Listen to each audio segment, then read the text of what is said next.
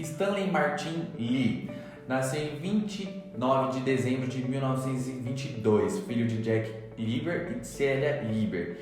Veio de uma família muito humilde e passou por várias dificuldades. E hoje falaremos dele, o maior editor e escritor da Marvel Comics. O criador de personagens que nós amamos, como Quarteto Fantástico, Homem-Aranha, Hulk, Homem de Ferro e muitos outros. Que salvou a Marvel da falência. Por muito tempo se tornando o homem mais rico do mundo. Sim, e agora seja bem-vindo ao nosso primeiro vídeo aqui no YouTube. Olá, meus caros telespectadores. Eu sou Carlos Daniel. Meu nome é Gabriel Pereira e seja bem-vindo ao Culturalizando-se. O seu portal diário de informações sobre cinema, séries, quadrinhos e tudo que ronda o mundo do entretenimento. Sim, agora mais que tudo, Finalmente, depois de muitos pedidos, estamos no YouTube. Para quem não conhece, a gente vai lá no podcast, no Spotify, no SoundCloud, a gente tem um perfil lá de meio que curiosidades no Instagram.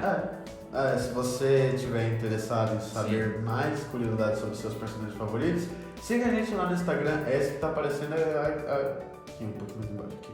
Tá aparecendo por aqui. Culturalizando-se em tudo, viu? Lá no SoundCloud, no Spotify, no Facebook, no nosso site, tudo. Temos um site também. Sim. O QR Code tá lá no Instagram, pra você nem precisar digitar nada. Vai lá no Instagram, coloca a câmera Sim. em cima do QR Code e você já vai ser direcionado ao site. E voltando ao assunto, a gente vai falar do Stan Lee, que muita gente não sabe, que o Stan Lee, na sua infância, ele queria ser ator. Muita gente achava que ele já escrevia, já editava. Não, galerinha. Sim. Ele queria primeiro ser ator. Só que isso demorou um pouquinho pra ele começar a entrar nesse meio. Porque quando ele tinha 16 anos, ele já começou a trabalhar em uma fábrica de sapatos e depois ele trabalhou por um tempo como porteiro. Sim, ele trabalhou na verdade, na de calças, sapatos, mexe com tudo, né? Stan Lee recebeu um convite para trabalhar numa indústria de quadrinhos, que havia apenas 2 pessoas trabalhando. Que essas 2 pessoas são quem? Nada mais nada menos que Jack Kirby e Joe Simon. E aos 17 anos, o Stan Lee começou a trabalhar na Timely Comics, que na real é a futura Marvel. É a futura Marvel, na época. E naquela época, o Jack Kirby, ele era desenhista e um pouquinho de escritor. Sim. E o Joe, ele era o escritor oficial e o editor da Timely. E logo quando o Stan entrou na empresa, o que o Jack Kirby falou? E o Joe, mano, faz 2 páginas de prosa pra gente ver o seu trabalho. Principalmente porque naquela época ninguém lia muito isso. E logo quando ele entrou na empresa, o Jack Kirby e o Joey falou assim, mano, faz o seguinte, escreve 2 páginas aí de prosa pra gente ver o seu trabalho. E foi escrevendo essas 2 páginas de prosa, essa prosa nos finais dos quadrinhos. Ninguém ligava muito pra essa parte. Sim, em 1941, aos 19 anos, o Stan começou a escrever uma história em quadrinhos, que foi a 3ª edição do Capitão América. Fez bastante sucesso naquela época por conta da guerra. Só que 2 anos depois, Jack Kirby e Joe Simon teve que deixar a Timely Comics na mão só do Stan Lee. Então você imagina, a empresa por um cara só. Então ele escrevia, ele desenhava, editava e publicava as próprias histórias. Como assim você falou na guerra? Como assim, Stan Lee foi pra guerra? Exatamente, o Stan Lee foi pra guerra, mas não como você imagina, com arma e tal, tudo mais, não. Ele foi como escritor. Ele escrevia as histórias pros soldados ler, tipo panfletos que você pega e joga fora. Só que na época o pessoal pensa, nossa, de quadrinhos? Não, DST, e falando DST aqui não, e que era realmente era o que estava escrito lá. Ele fazia DSTs, mas também ele escrevia umas do Capitão América, porque era importante. Os americanos sempre tiveram isso, a gente até falou já num podcast atrás, que os americanos têm essa de se patriotizar demais. Então o Capitão América já podia contar quantas HQs tem na capa, o Capitão América esmurrando a cara do Hitler. E exatamente, ele alfinetava muito esse negócio do Hitler. Todos os super-heróis naquela época tinham histórias combatendo nazistas. E já que o Stan Lee ele foi lá pra guerra, por que os heróis não poderiam ir? Stan Lee escreveu isso daí. Então, já que eu fui pra guerra, os heróis também foram. Minhas criações vão comigo. Sim, as minhas criações. Oxi, se eu vou, eles também vão, filho. E depois de muito tempo acabou a guerra, né? Isso aí Alexandre Brasil fala pra vocês. Que a guerra acabou, a China se entregou, assinou um acordo de paz e tudo voltou ao normal. E a primeira coisa que o Stan Lee fez foi se apaixonar por um modelo de chapéus. Sim, ele virou lá pros parceiros dele e falou, mano, tá vendo aquela mulher ali? Então, eu vou casar com ela. Só que os caras virou e falou, pô, mano, você é louca? A Ela já tá prometida. ela já tá comprometida, tudo mais. Ele falou, mas você vai ver, eu vou me casar. Mano, tudo que você tá fala dá certo, né? Meu Deus do céu. O que aconteceu? Eles se casaram e ficaram juntos até ela morrer. Logo depois de se casar, Stan se dedicou ao seu segundo amor, que era escrever histórias em quadrinhos. E aquilo ele fazia bem, fazia direito, porque era uma coisa que ele amava. Então ele falava para um desenhista, ó, eu quero que você escreva tal história desse jeito. E ele subia na mesa, pulava no sofá, eu quero que você desenhe o Homem-Aranha fazendo assim, eu quero que você desenhe tal personagem fazendo assim. Só que ele não falava, mano, eu quero que você faça assim, e quero que você grude no pescoço. Ele pegava, mano, eu quero que você desenhe assim, pau. Mano, fazia tudo. Tanto que teve uma vez que um cara chegou no escritório dele e ele tava meio que enforcando. Ele pensou que era uma briga, mas não, era só esse Stan Lee interpretar como ele queria. Ah, ele tinha essa paixão por deixar as revistas como ele queria ver. Sim, e ele falava que ele só colocava falas nas bocas dos personagens deles. O desenhista que fazia todo o resto. E falando da equipe dele, o cara que mais ajudou ele, que mais criou personagens com ele, foi o Jack, que voltou depois daqueles 2 anos da guerra.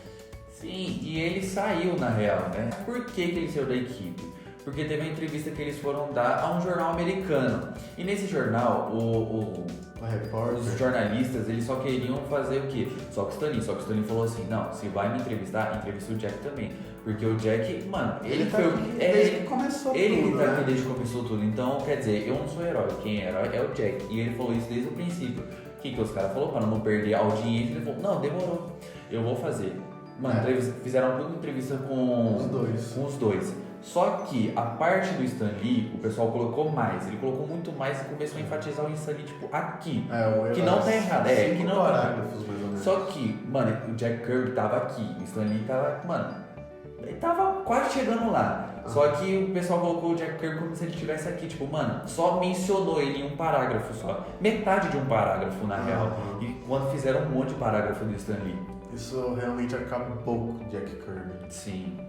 E que quando saiu saiu a matéria, a mulher dele que ligou. Ela ligou pro Stan Lee e falou... O Stan Lee até pensou, caramba,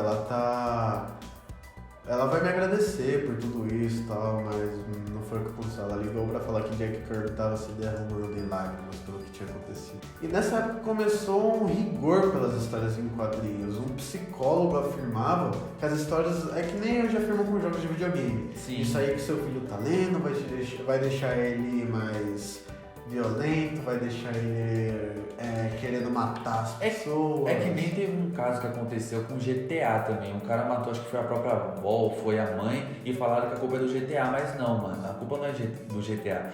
E às vezes tem certas pessoas que têm a mentalidade mais fraca, isso é fato, mas não quer dizer que o jogo transformou, não. Mano, você só se mostrou que realmente você era desde o começo. E naquela época as pessoas não tinham essa mentalidade Sim. que a gente tem hoje. Então o psicólogo fala, você não é um mau pai. O que tá deixando seu filho desse jeito é a história em quadrinhos. Era um jeito fácil de culpar uma pessoa Sim. que não fosse o próprio pai, né? E que nessa época teve um controle de qualidade do próprio governo americano. E foi isso que aconteceu, rapaziada. Teve um controle de qualidade. E como a gente sabe, como é que o Wolverine vai chegar? Opa, com licença, vamos lá pra prisão? Primeiro que o Wolverine não chega fazendo isso. Ele chega com as suas. Ele só chega com as suas 6 garras fatiando você. E depois fala, agora nós podemos conversar? É assim. E como isso aconteceu demais, e isso acontecia na real com a Marvel, eles perderam muito dinheiro por causa disso, porque eles foram fazer um negócio de romance depois disso. Eles desenham coisas de romance e coisinha bem bobinha pra criança, tipo aqueles livros de colorir, sabe? Coisa bem forrequinha mesmo. Sim, e é por isso que o pessoal deixou de comprar. Exemplo, vamos pegar o exemplo da própria Time ou Marvel. Exemplo, no Quarteto Fantástico. Você vê o Quarteto Fantástico, você quer ver o quê? Você quer ver porrada, quer tudo mais. Pensa o Quarteto Fantástico saindo de mão dada, romantizado. Você não vai comprar porque, você vai achar uma merda, velho. E foi isso que aconteceu, perdeu muito público. E nessa época, galera, a Marvel, no caso da Time, chegou a realmente falir. Sim. Tanto que o Stan Lee, ele não queria demitir seus funcionários. Então o que ele falou, galera, eu não tenho trabalho, infelizmente, pra vocês daqui 1 ano ou 2. Então daqui 1 ano ou 2 arrumem outro emprego, fiquem com suas famílias. Que é o que provavelmente. Que é o que tá acontecendo nessa quarentena, mais ou menos. Sim. E quando o Stan Lee, ele pensou, ele cogitou em desistir, tá bom, ele foi falar pra mulher dele, que ele tava muito chateado, ele foi falar com a mulher dele, pô, tô pensando em acabar com tudo isso, que não sei o que, tá acontecendo isso e isso, isso. A mulher dele falou, quer desistir? Tá bom, desiste. Mas eu só vou te pedir um negócio. Faz um HQ que você queira 100%, que é 100% ideia sua, que não tem nenhum controle de qualidade, que tem roupa. E até nas palavras dele ele falou hoje, porque seria a última porque ou ia dar muito errado, não ia vender, ou ia ser demitido. Sim. Então de qualquer forma ia ser a última. E aconteceu que o Stan Lee não estava prevendo. A HQ que ele escreveu foi logo o Quarteto Fantástico, que foi escrito em 1960, a primeira. E foi um boom, estourou, todo mundo queria ler o Quarteto Fantástico. E junto com o Quarteto Fantástico veio a criação da Marvel Comics, o título original dessa vez. Sim, que antes era Time e tudo mais que a gente estava falando. E o Stan, ele trouxe mais do que super-heróis, ele trouxe aflições, angústia e tudo mais. Por exemplo, o Peter Parker. Ele é o Homem-Aranha, todos nós sabemos. Inclusive, ele queria falar por trás das máscaras. Ele queria realmente trazer a identificação. Por exemplo, o Homem-Aranha é um super-herói, mas ele tem problemas que nós temos. Ele também. tem dia ruim, ele tem tudo que todo ser humano tem. E isso é o que acontece com os super-heróis também, rapaz. Tem até uma entrevista que ele fala, escrever Homem-Aranha pra ele era a coisa mais divertida e mais fácil que tinha. Porque era só ele lembrar da juventude dele, os problemas que ele passava. E ele retratava isso nos quadrinhos. E o Homem-Aranha, na real, ele foi o primeiro herói adolescente que teve. E meio que o Stan Lee pegou assim no braço, começou a chacoalhar e falou, vou modelar isso aqui do jeito que eu quero. E o Homem-Aranha também, a mulher do Stan Lee, falou que ela lia as HQs do Homem-Aranha e ela viu o Stan Lee ali. Porque ela falou que o Peter Parker é o Stan Lee. E nessa época, a HQ do Quarteto Fantástico fez tanto sucesso, a Marvel fez tanto sucesso, que vendeu 60 milhões de cópias só do Quarteto Fantástico. E naquela época, a Marvel era distribuída pela DC. Sim, detalhe, não foi 60 milhões de reais. De dólares, no caso. Foi 60 milhões de cópias. É muito maior. Muito maior. Exemplo, um escritor, se ele vender 100 mil cópias, ele vendeu demais. Imagina 60 milhões. E ultrapassou a DC. Sim. Porque hoje a gente tem essa percepção, a Marvel e a DC são distribuidoras diferentes ou editoras diferentes. Mas naquela época a Marvel dependia da DC para distribuir suas HQs nas bancas de jornais. Foi a DC que começou com tudo isso de quadrinhos, na real, né? Começou a popularizar os quadrinhos. Quem foi? Foi a DC. Muita gente fala que a Marvel copiou a DC ou que a DC copiou a Marvel, mas realmente o que aconteceu foi que a Marvel começou, a Time gostou da ideia e começou a fazer também. E realmente isso de copiar existe, tá, galera? Infelizmente tem muita que é copiada, mas é nas duas, né? Só uma não. Que nem o Aquaman e o Namor são praticamente os mesmos super-heróis, os mesmos, só que um é da DC e outro é da Marvel. Então tem essas contrapropostas aí, muitas das vezes, em muitos heróis, vocês vão ver muito isso ainda. E a partir daí ele não parou, ele criou em 1961 o Quarteto Fantástico. Em 1962 ele criou o Hulk, Homem-Formiga, Thor e o Homem-Aranha. Sim, em 63 ele começou a criar Homem de Ferro, Homem Gigante, o Doutor Estranho, X-Men e os Vingadores e o Sargento Fúria, que muita gente não conhece, né? Porque não teve tanto sucesso. Em 1965 ele criou Nick Fury. Em 66 o Surfista Prateado. E mano, a partir daí o Stan Lee ele deu um novo rumo pra Marvel. Sim. Todo mundo queria ler a história da Marvel por causa disso que a gente falou da identificação. E nessa época o Stan Lee ele começou a relatar problemas do cotidiano. Ou seja, se vem... Na época tava um negócio de racismo muito grande, mais do que é hoje. O racismo nunca deixou de existir, mas na época tava muito forte, ainda mais os americanos que, sempre foram assim. E naquela época criava vários conflitos. E o que o Stan Lee fez? Já que estava falando bastante do negro, vamos criar um herói negro. Quem é esse herói? Pantera Negra, que fez um baita sucesso. E com as diferenças de etnia também, várias coisas que, tem... Porque a gente sabe que ninguém é igual a ninguém. Sim, existem mais altos, outros menores, os mais gordos, os mais magros. E é por isso que ele fez também o negócio dos X-Men. Que se você pegar aqui, fica nítido que isso, eles passam por preconceito e tudo isso. Muita coisa. E a partir dessa época, com a explosão das histórias em quadrinhos, Stan Lee começou a dar várias palestras, várias entrevistas. Imagina, você na sua escola, se você ainda estiver estudando, ou na época que você estava na escola, do nada chega o diretor, todo mundo lá pro pátio que vai ter palestra hoje. Eu pedi aqui, diretor, Stan Lee.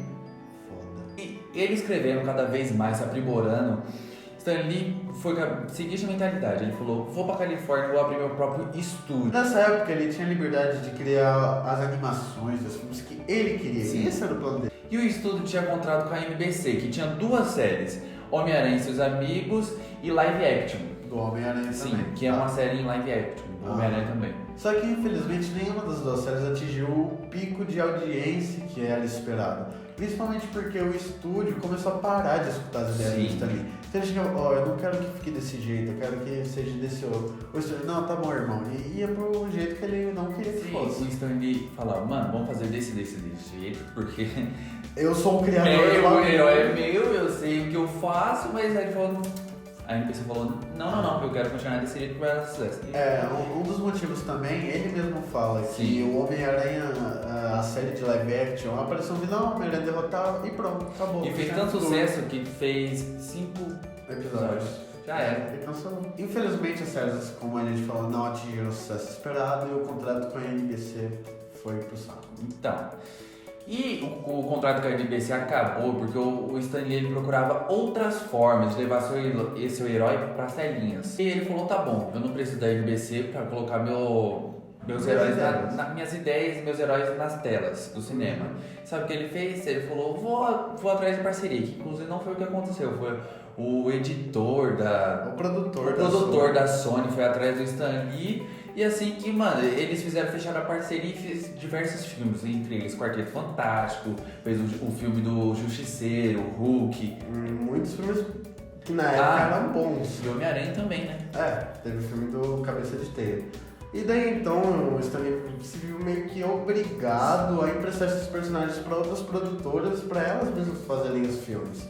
E aí foi onde personagens foi pra cada lado, que deu problema até um tempo E no ano de 2000, cada herói foi produzido por uma produtora. O Homem-Aranha, ele foi pra Fox, junto aos X-Men e o Quarteto Fantástico. E em 2009, a Disney ela comprou a Marvel Comics por 4 bilhões de dólares. E a partir daí o UCM começou a ganhar corpo. E é isso que é um detalhe interessante. A Marvel é muito grata sim à Disney, porque ela fala que a Disney é uma mãe pra ela. Possibilitou tudo. Sabe os Vingadores que você vê? Então, agradeça ao Mickey. Sim, aquele bendito O rato mais poderoso do mundo. Em 2017, infelizmente, aconteceu uma das coisas que mais traumatizou Stan Lee. A sua parceira de tantos anos morreu. E estava no mesmo ano que estava com projetos grandes. Em 2018, por exemplo, ia ser a estreia de Vingadores Guerra Infinita. E um ano, infelizmente, de 2017, ele perdeu sua esposa. E essa perda, infelizmente, causou depressão em Stan Lee. Porque, mano, todo mundo sabe, casal que é muito unido, casal que realmente se ama de verdade e respeita um ao outro, mano, todo mundo sabe que se alguém morre, logo em seguida uma outra pessoa vai morrer. Tipo, mano, se o homem morre, logo em seguida a mulher vai morrer. E se a mulher morre, logo em seguida o homem vai morrer. Principalmente essa mulher que deu tanto apoio pra ele. Se não fosse por ela, imagina, não teria nada disso hoje. Pois é, ele teria desistido lá antes de criar o quarteto. E aí veio o próximo baque, que infelizmente em 12 de novembro de 2018, eu juro pra vocês, eu tô todo arrepiado. Faleceu e deixou um buraco nos nossos corações. E, porra, mano, é sério, não vai dar pra ver, mas eu tô muito arrepiado, porque isso é uma coisa que toca realmente a gente. E uma coisa que o Stan Lee nos ensinou é que é o seguinte, se você tem um sonho, independentemente de qual seja, se for, sei lá, se você quiser abrir uma hamburgueria, se você quiser ingressar no mundo do cinema, ou até mesmo passar numa entrevista de emprego, mano, vai atrás, doe seu coração, mano, faça tudo, dê o sangue para aquele seu projeto, que, mano, você pode ter certeza que um dia você vai conquistar. Mano, você martelando em cima disso, você vai conquistar. Que nem ele queria ser ator. Ele fez várias prévias do próprio filme dele. Olha que da hora. Ele falou que ele nunca imaginou nesse auge da fama que ele atingiu.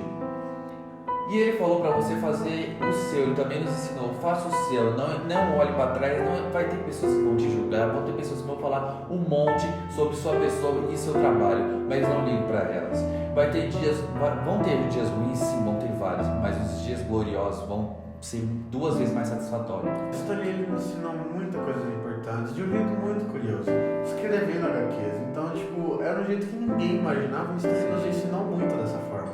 ele nos ensinou, por exemplo, que o ser humano é muito mais do que só superpoder. Sim. Ele mostrou que mesmo pessoas muito poderosas como o Homem-Aranha ou o Quarteto Fantástico Sim. têm problemas como nós. Ou seja, ter poderes não é tão legal assim. E se você ver todos os vídeos que o Stan Lee aparece, ele está sempre com um sorriso no rosto e uma ideia na cabeça. Por isso ele se tornou o grande herói, o grande cara que todos nós admiramos. Muito obrigado, Stan Lee. Não importa onde você esteja, muito obrigado mesmo. E que Deus o tenha. Muito obrigado pelo acesso. Muito obrigado por tudo. Divulga esse vídeo. Mano, pra quem você quiser. Não vou falar, compartilha nas suas redes sociais. Mano, divulga quem você quiser. Se você gostou dessa história dele,